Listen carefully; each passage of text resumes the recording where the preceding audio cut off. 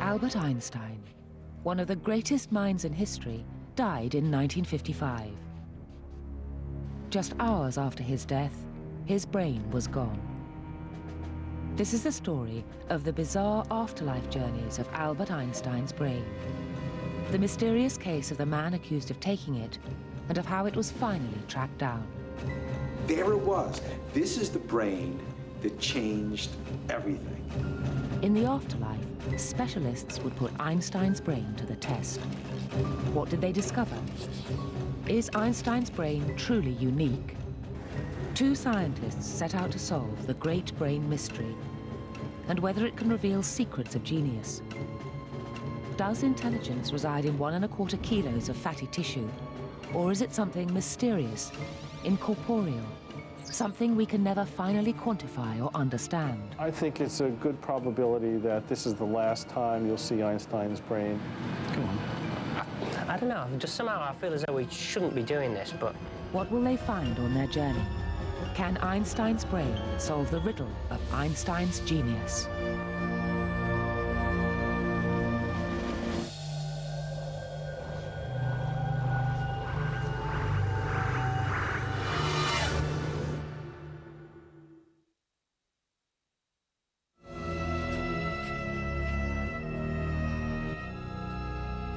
April 1955, Princeton, New Jersey.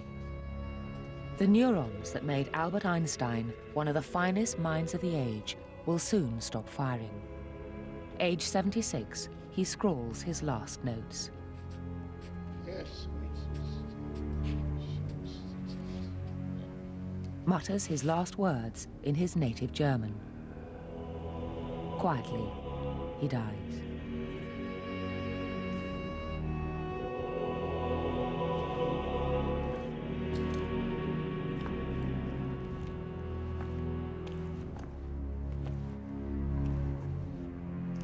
Otto Nathan, his close friend and executor of his will, gathers those closest to Einstein for the cremation.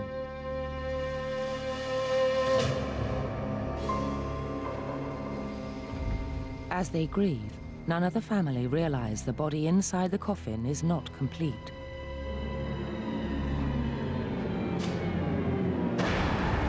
There are less than 24 hours between Albert Einstein's death and his cremation. But in that time, a part of the body disappears. One part is missing. Someone has taken Einstein's brain. Today, that someone lives in a quiet backwater of America. This is the man who opened up Einstein's skull and took out one of the greatest brains in history. In 1955, Dr. Thomas Harvey was 42. By chance, he was the physician performing autopsies when Albert Einstein died. I was the pathologist in the Princeton Hospital. Dr. Harvey had met Albert Einstein before, when he made a house call to perform a routine blood test. Usually I sent female technicians to homes to do the work, but this case, I went myself. When I walked into his bedroom, he said, "I see you've changed your sex." The next time Dr. Harvey came face to face with Albert Einstein was in the autopsy room. The autopsy on Einstein was a standard procedure. I don't remember feeling any special feeling. The official file on Einstein's autopsy has disappeared, and it is still a mystery why it was conducted at all. The standard procedure is to open the body, which is lying on its back, by a Y incision from each shoulder to the middle and then down the middle line. From then on, you are examining individual organs one at a time.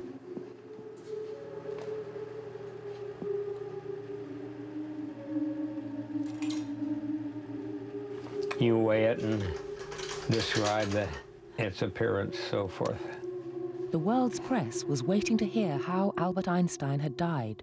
I told them that Einstein had this defect in his aorta, and that eventually ruptured, and he bled to death. But there was one thing Dr. Harvey did not reveal. To remove Einstein's brain, I split the scalp from one ear to the other and expose the brain. Then you take your knife and go down and cut the spinal cord as far down as you can, and that's how you remove it. It's standard procedure to remove, examine, and return a brain to the body. But Dr. Harvey had a different plan. He would not return this organ to its owner. Harvey confesses Einstein's son only read about the brain's removal in a newspaper the next day. He was very upset. But to avoid any publicity, he and Otto Nathan did not press for its return. Harvey got to keep the brain, but with it came notoriety. His pleas that he was preserving it for science did little to stem outrage. There was a lot of controversy at the time. There were some people who thought I was a little sacrilegious working on Einstein. Was Thomas Harvey saving mankind's greatest brain, or committing the grave-robbing crime of the century?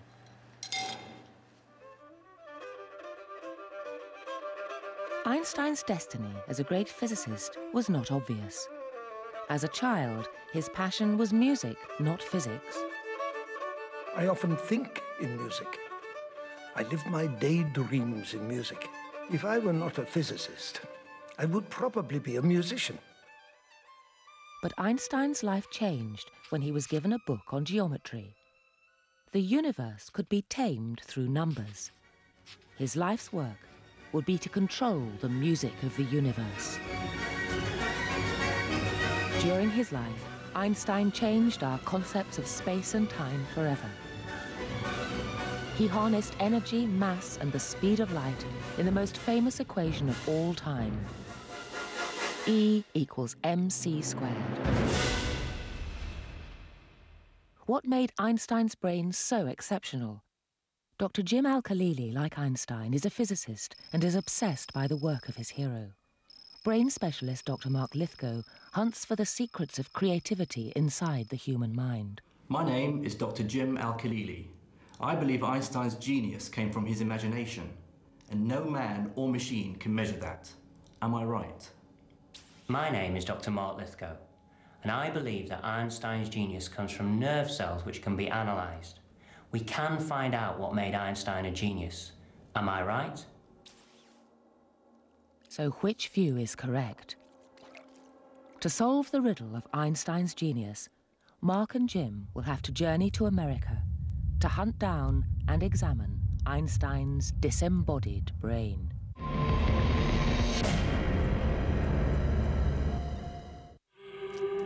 Nature or nurture? Biology or training? Are geniuses born or are they made?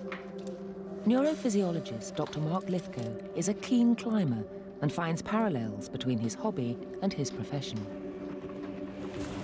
Now, there are two scenarios for how the brain works. The first scenario is the brain is like a muscle. Now, I've trained to develop the stamina in my muscle, hopefully, that I can hold on to this hold for a period of time. The second is that the brain is like a skeleton.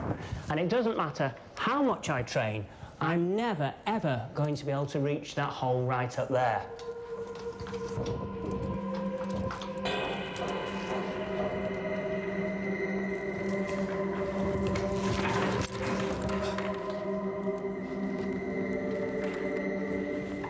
Now, in Einstein's day, they believed that the brain was like a skeleton.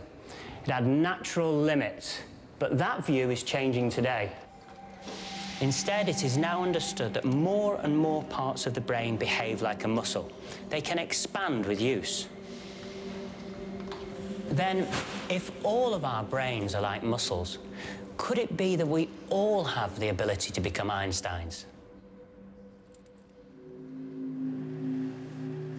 In the weeks after he removed Einstein's brain, Dr. Harvey was under pressure.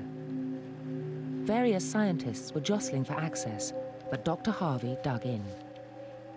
He and no one else would be curator of the greatest mind in science. I knew it was a very special brain. I took very good care of it. I injected the preservative through the arterial system, which isn't done routinely. I took a lot of photographs from all angles. Thomas Harvey would be the first and last person ever to hold Einstein's complete brain. Then I began to take it apart. In the 50s, the fashion in neuroscience was to put the brain under the microscope. Einstein's brain was carved up into 240 sections, each tagged, coated in celloidin, and preserved in alcohol. Harvey gave key samples to a few chosen eminent scientists. Was the very essence of genius locked in the grey matter? Should this, the holy grail of neurology, be revealed, Harvey's reputation would be redeemed. He would become the man whose quick thinking had saved the brain for all mankind. 50 years earlier, before it was removed, Einstein's brain was birthing a bombshell. Since the 1600s and the time of Sir Isaac Newton, the physics of the heavens had seemed solid and safe. But in 1905, Einstein published 3 papers that created an explosive new vision of our universe.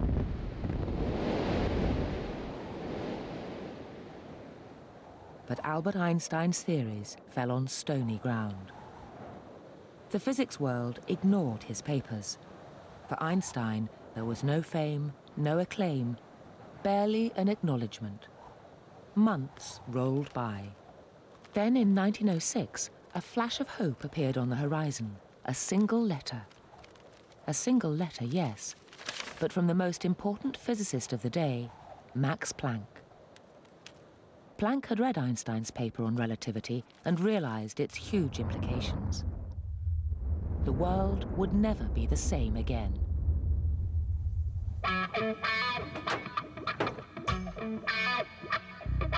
Dr. Jim Al-Khalili and Dr. Mark Lithgow are in Southern California hunting for Albert Einstein's brain. Let's do it. Mark is sure Einstein's brain will give insight into Einstein's genius, but Jim is not convinced. I think Einstein's genius was in his ideas. And you're not going to find ideas pickled in a jar somewhere. I mean, he revolutionized physics in the 20th century. From his ideas of relativity came everything, the Big Bang, the expansion of the universe, black holes. Just a minute, hang on. But all that, the imagery, the creativity, the genius, the intellect, came from his mind, came from his brain, came from his conscious thoughts. But those don't exist anymore. His conscious thoughts don't exist anymore. But what created the conscious thoughts, whether it was certain areas of the brain, whether it was the synaptic connections, they were a product of the brain, and certainly parts of those are still around. I'm not expecting to find anything, but I'd like to be surprised. For physicist Jim Al-Khalili, an imagination so extraordinary it could produce a theory as wild and abstract as relativity cannot be explained away by mere biology. Albert Einstein worked as a patent clerk. The dull work gave him time to think. Einstein's boredom would change the world. Traveling home by tram, Einstein looked back at a clock tower. A childhood thought flashed in his mind. He imagined his tram racing away from the tower at the speed of light. How would the clock appear then? The speed of light is always the same. The clock would appear stopped, he quickly realized, since light could not catch up the tram. But his own watch on the tram would move normally. Einstein had a revelation. Time can run at different rates throughout the universe, depending how fast you move. Each person's concept of time was relative to where they were in the universe. Relativity was born.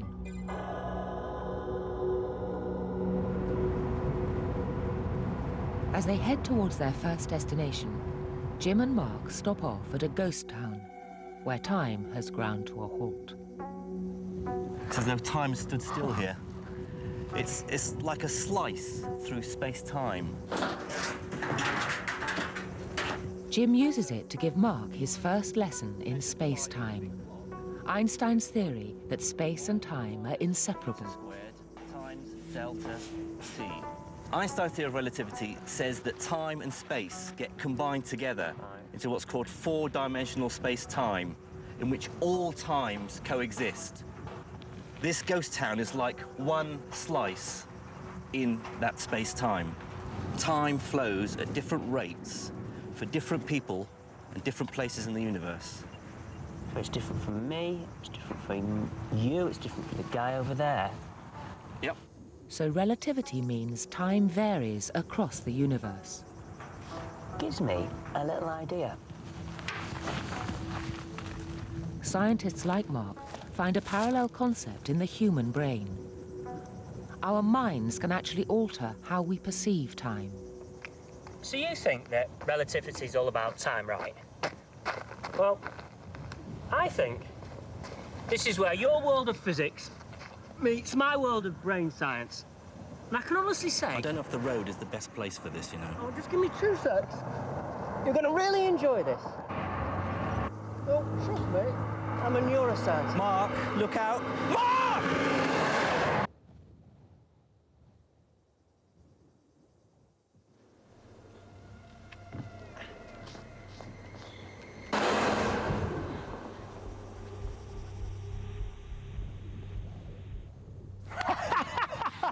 Didn't expect that, did you?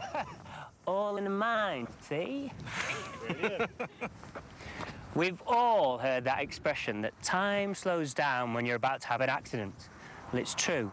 Your conscious mind allows you to change your experience of time, to cope with dangerous situations such as this. You do that again and you're a dead man.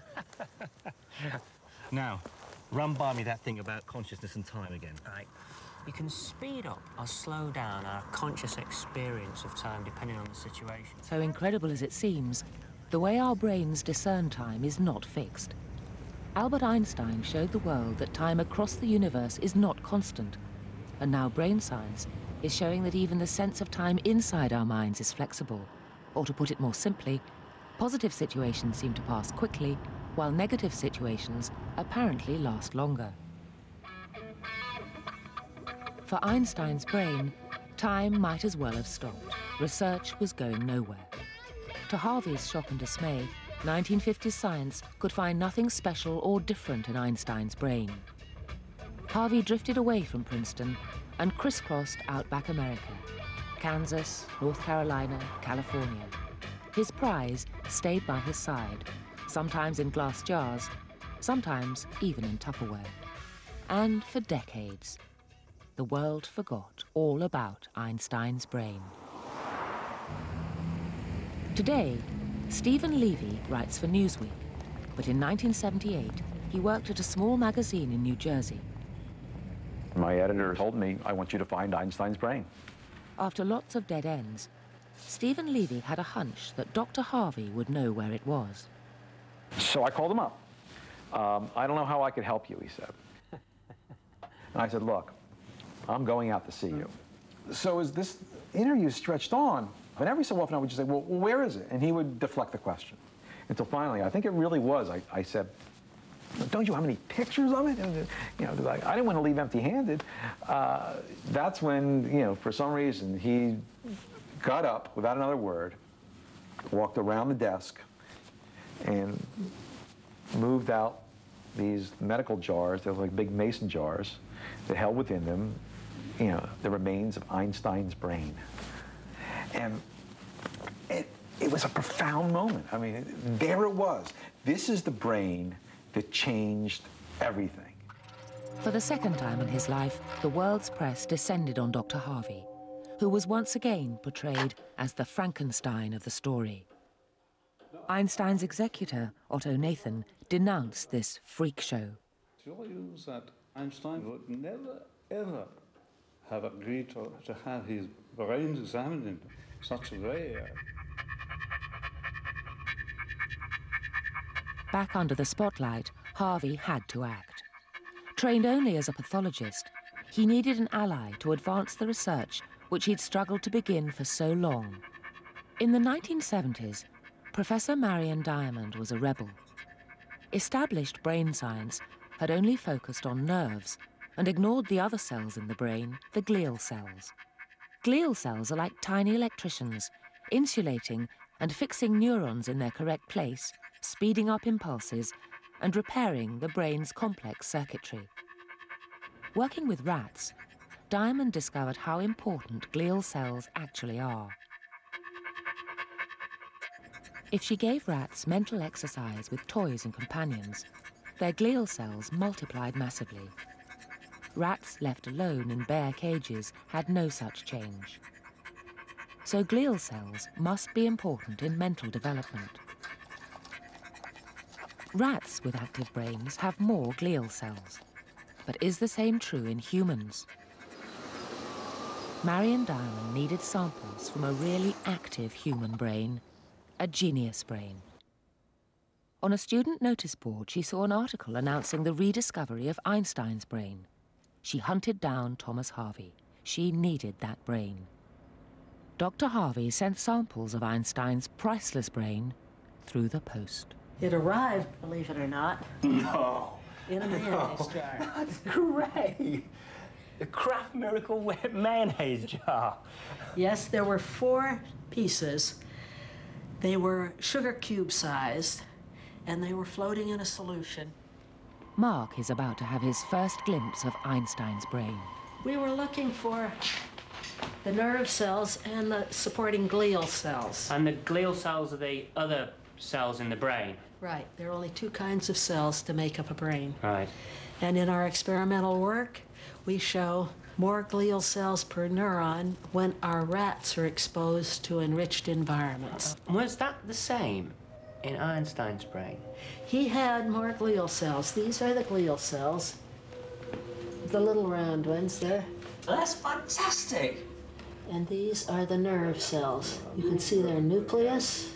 They're just beautifully preserved after such a long period of time. That's incredible. The first time that you saw that, after all the studies that you'd done, and you looked at Einstein and you saw that the ratio was increased of glial to neurons, that must have been a revelation. You must have been jumping up and down in the lab. And when they could say that, yes, we had statistically more glial cells per neuron in one area here in his so-called left parietal area, that was amazing. It was very clear. So genius is not just about ideas. It does seem to have a biological basis. Mark's argument is gaining momentum. Einstein's physical brain was indeed different. In the contest between ideas and biology, he's pulling ahead. Really saying that if we find the brain, if we look at pieces of the brain, there'll be something in there that's hardwired that shows us how his brain developed. My argument is that, okay, he had the genes to become a scientist, but there was something extra in him to be able to think in a different way to other scientists and mathematicians. Mark and Jim arrive in New York. Jim is sure the traits that set Einstein apart from other scientists cannot be measured. They're intangible. To win Mark round, he brings out his star witness. Well, I'm about to meet a man who I'm hoping will have a whole new take on Einstein's genius. See you later, Mark.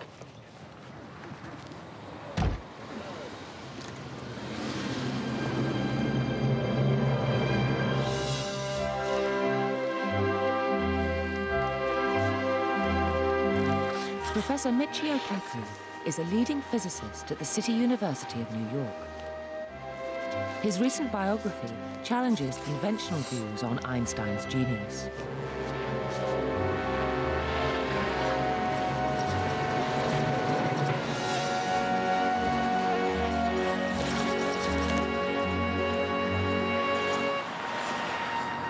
Hi, Michio.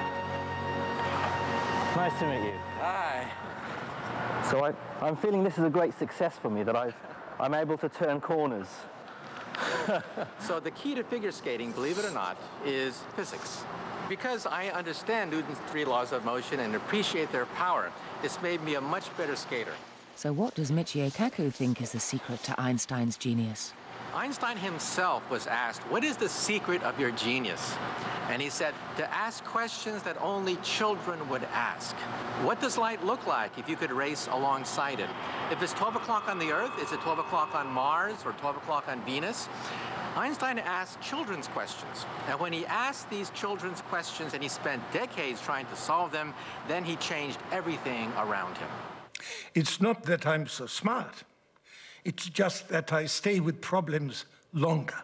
And do you think Einstein's level of concentration was somehow unique?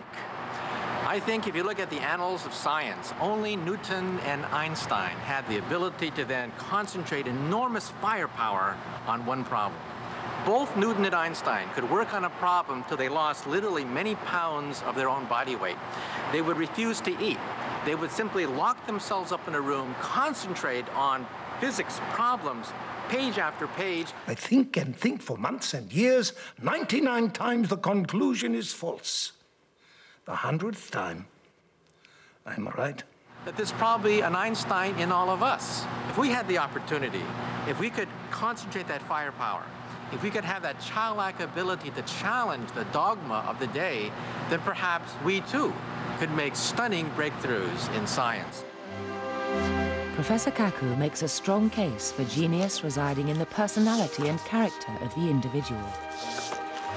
Jim's argument for imagination over neurology gains new ground. Imagination is more important than knowledge. Knowledge is limited. Imagination encircles the world. But Einstein was sufficiently interested in exploring a neurological basis for his intellect to allow scientists to analyze his brain as he worked on mathematical problems. The primitive science of the early 50s failed to find anything exceptional. Without brain data, biographers have looked for clues to Einstein's genius elsewhere. Einstein's concentration was legendary. Could Einstein's genius, far from being the product of a beautiful mind, derive, in fact, from neurological disorder?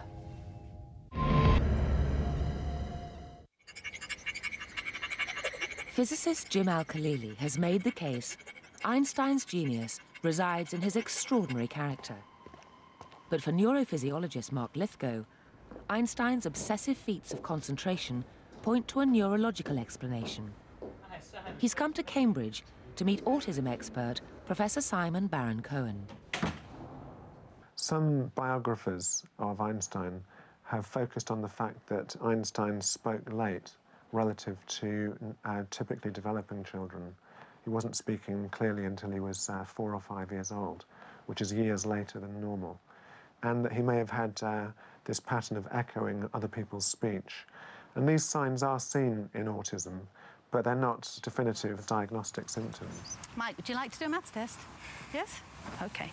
I'm going to give you some numbers. Michael Agassiz is in his 30s. He is profoundly autistic. He cannot speak and barely recognizes language. But his concentration, like Einstein's, is astounding. I've given him 2 numbers absolutely at random, with 6 digits, so they're in the hundreds of thousands, with a multiplication sign in between, and he is just multiplying the 2 of them together. And he's carrying all the numbers in his head.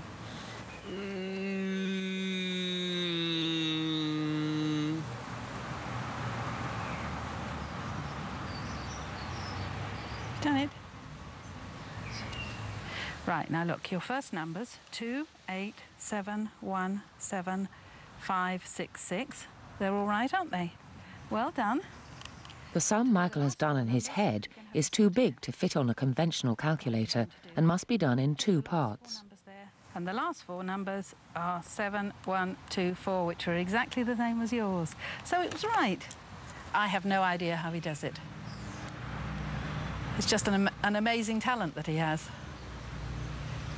I think it's possible that Einstein was autistic. It sounds as though he found it quite difficult to relate to people. He must have had great powers of concentration, a bit like as Michael does. But there's no test for autism.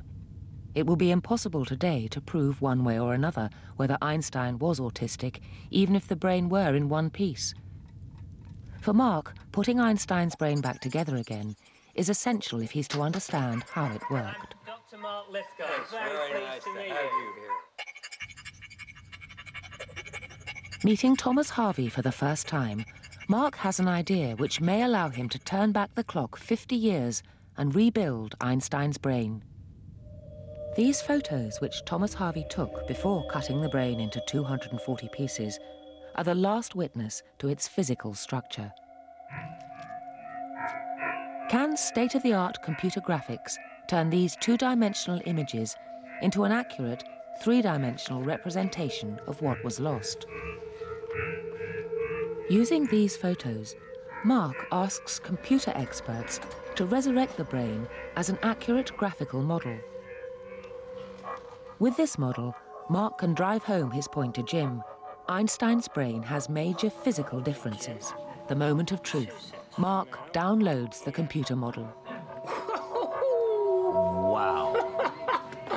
That's the first time that brain's been whole in 50 years. 240 pieces, thousands of slices, and they put it back together.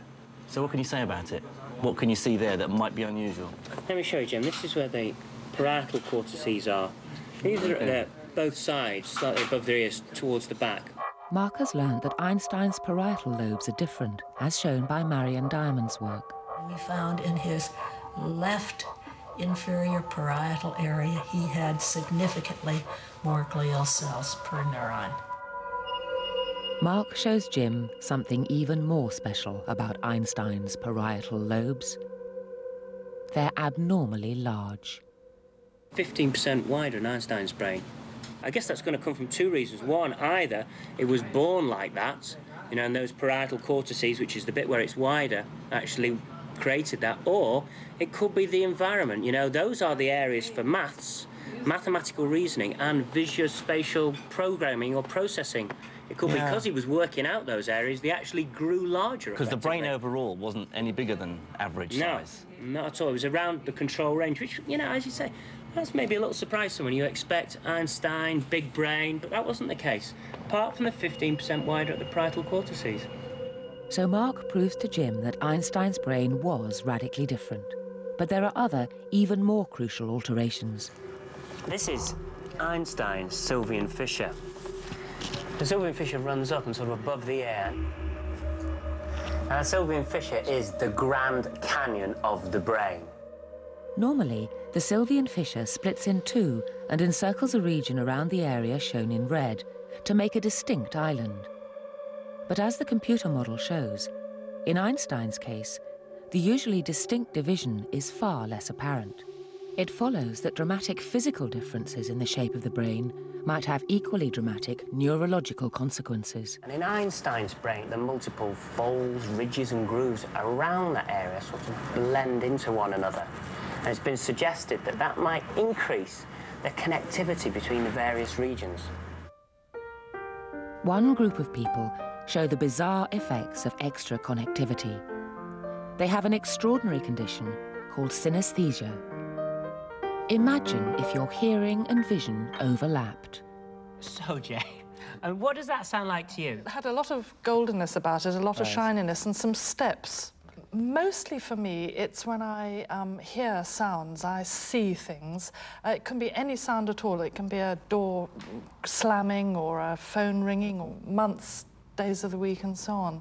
For example, my Wednesday has always been a lemony yellow with funny sort of angles in the middle of it. I mean, Wednesday just is lemon yellow, isn't it? Oh, of course, of course. Now, James, what's yours like? It's very, very different.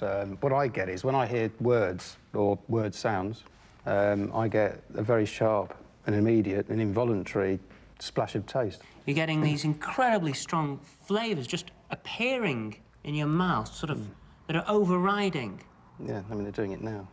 I had there, when you said overriding, I had, it was a bit like a fruit pastel, a bit like a very old fruit pastel taste. So, James, what does Albert Einstein taste like to you? The Albert part tastes of yoghurt. Fairly thick yoghurt. but it is just yogurt with no pieces in.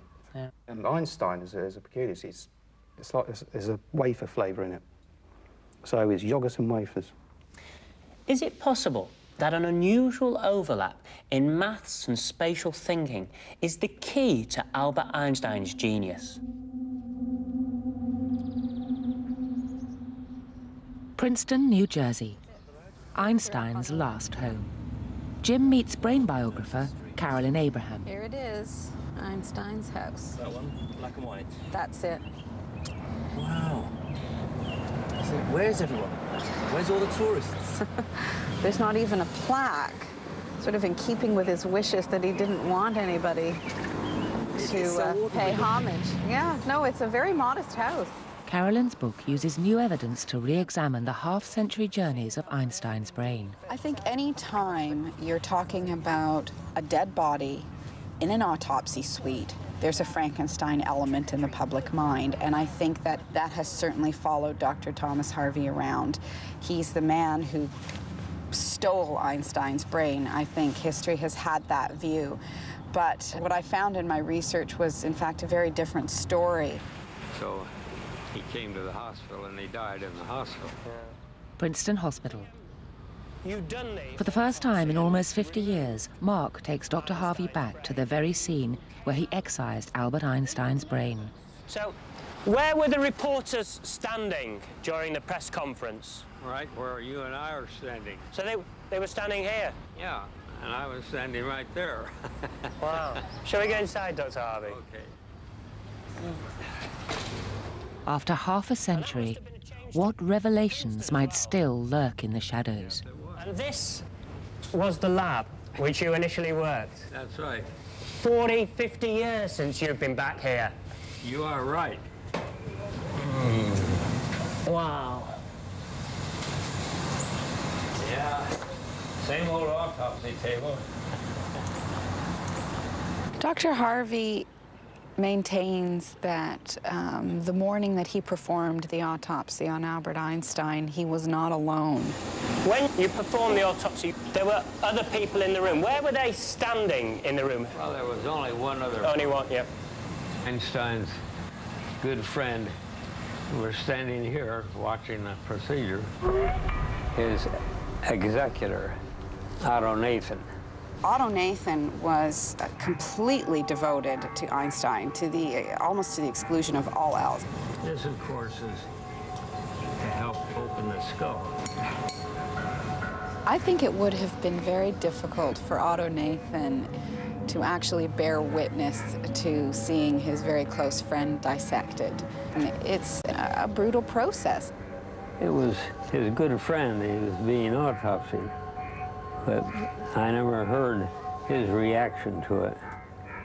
Dr. Harvey claims Otto Nathan witnessed every cut and slice of the gruesome procedure. Could it be possible he didn't realize Harvey intended keeping the brain? Certainly his first response to the breaking news was outrage. Otto Nathan just went ballistic. Whilst the public controversy rolled on, Otto Nathan and Dr. Harvey held a private meeting. From then on, it seems Otto Nathan gave his full yet covert backing to Dr. Harvey, whilst keeping the affair at arm's length. For decades, Otto Nathan would act as Harvey's silent partner, hoping that science could show his genius friend's brain was truly unique. Researching her book, Carolyn Abraham discovered a secret cache of letters from Otto Nathan to Thomas Harvey. And I hope that when your two children come to New York, you will ask them to come and pay me a visit. He kept this correspondence very, very quiet. He certainly never let on in the few interviews that he gave over the years that he was, in fact, in touch with Tom Harvey. And Tom Harvey himself was never open when he so many times could have used it in his defense by saying, you know, look, I wasn't alone in this. I had the permission, the consent, and the enthusiasm, in fact, of Einstein's closest friend. For 50 years, Dr. Thomas Harvey has been seen as little better than a grave robber. Only now it can be revealed that he had the full support of Einstein's executor. both wanted the world to realize in some level that he truly was physically a genius. And Otto Nathan put his faith in Thomas Harvey to actually sort of put that stamp on this organ and say that, yes, there are physically recognizable symbols of genius here. Did you ever wish that you'd not done that autopsy? No, I don't. It was really a great honor. And I was just the lucky person who was here and got to do it. Mark and Jim tracked down Dr. Harvey's successor, the new curator of Einstein's brain. After months of negotiation, they've gained exclusive access. So how will it feel to see, touch, and hold this iconic relic? 16E, we're pulling right here, Jim. I only get to see this bloody brain, I tell you. I'll be well pissed off if we get there and there's 2 empty jars or something. After nearly half a century of wandering, determined to ensure the safety of his most prized possession, Thomas Harvey finally gave up Einstein's brain. He entrusted its safekeeping to fellow pathologist Dr. Elliot Krauss to be stored for posterity at a secret location. I think Dr. Harvey did a great service. He preserved the brain for the last 50 years. And there could be yet more secrets to discover. What's the future for the brain? I would like to maintain the original intent of the brain, and that is that it wouldn't be used for anything other than scientific purposes. I think it's a good probability that this is the last time you'll see Einstein's brain in a television documentary.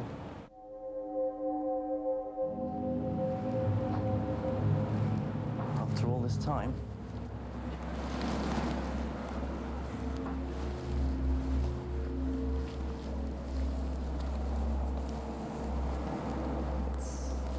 it's a weird feeling. It's strange being so close to the grey matter that came up with relativity theory. The numbers, every piece is labelled, every piece is numbered. Do you know how few people have had this opportunity to do this? I just can't believe how... I'm just really moved by this. If this guy, as we believe, is a genius, somewhere in there is locked in what represents genius. So Einstein's brain has given up some of its secrets to Mark and Jim. In the battle of biology versus ideas, Jim and Mark have each scored points. Seemingly, Einstein was born with overlaps in his brain. These overlaps may have meant maths and spatial thinking were more intuitive to him. Thinking like a child let him see the world in a unique way. And his unique, perhaps autistic, level of concentration forced his brain to expand like a muscle. Extra glial cells were needed to cope with the extra demand, possibly helping make the maths area in the brain more than 15% wider than normal. All these effects united to give Einstein a mind unlike any other, perhaps the greatest mind in history. In the future, could we preserve a genius like Einstein in something better than a jar? Imagine a brave new world where a genius brain could be copied onto silicon using microscopic robots called nanobots. This is the vision of futurologist Ray Kurzweil. I think by the 2020s, late 2020s, we will have completely reverse engineered the brain and understand how all the different regions work. It'll take us longer to be able to scan an entire brain and capture every detail of someone's personality. The blood vessels in the brain go everywhere, and so if we send billions of nanobots through the capillaries of the brain, they could scan everything in the brain of a specific person in very high resolution.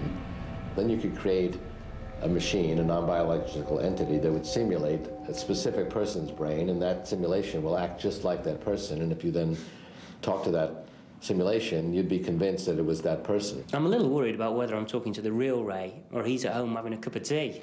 Well, I worry about that too. Once we understand the basic principles of operation of how the brain works, we can take a brain like system and expose it to a complicated problem, and the system can learn on its own. It can actually do it thousands, maybe eventually millions of times faster than a real human brain, and actually develop skills that are far greater than a human being is able to. So a future Einstein could be put on a computer, literally, a ghost in the machine. Do you believe that, you know, just by looking at that, genius is, or is genius something else for you? It's a key moment. Has Mark won Jim round? Day by day, I've been changing my views. I started off feeling that Einstein's ideas had gone forever. What he thought of, what he was capable of imagining, was something of the past. I'm not so sure now. I feel somehow there are still, maybe, possibly, some secrets locked inside this jar. This simple glass jar holds the actual slices of Einstein's grey matter that Dr. Harvey sealed for perpetuity half a century ago. Shall we have a look inside? Yeah, let's have a look. Go on. I don't know, just somehow I feel as though we shouldn't be doing this, but... Wow, can you get one of those?